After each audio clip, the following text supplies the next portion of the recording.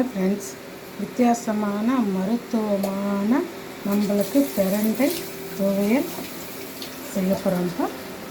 ஒன்றும் இல்லை, நான் எதுவுமே இதில் வைக்கலப்பா. மருத்துவமானது மிளகு, சீரகம் வச்சுருக்கேன், இஞ்சி பூண்டு, தனியா, காஞ்ச மிளகாப்பா, பிரண்டை, கொஞ்சமாக புளி, மஞ்சத்தூள், மெயினாக மஞ்சத்தூள் நம்ம நோய் எதிர்ப்பு சக்திக்கும் இன்ஃபெக்ஷன் எதுவுமே இல்லாமல் நம்மளுக்கு நல்லபடி ஆரோக்கியமாக இருக்கிறதுக்கு நான் சேர்த்துருக்கேன்.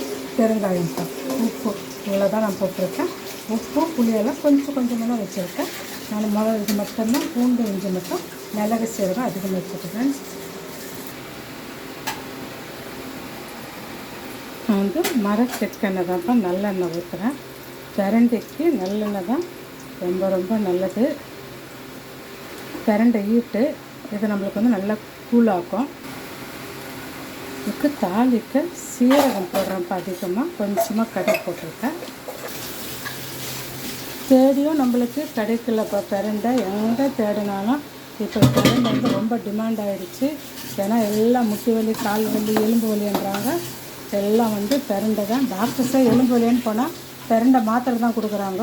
அதனால் பிரண்டையே ரொம்ப டிமாண்டாக இருக்குது. தேடி பார்த்தாலும் கிடைக்க மாட்டேங்குது.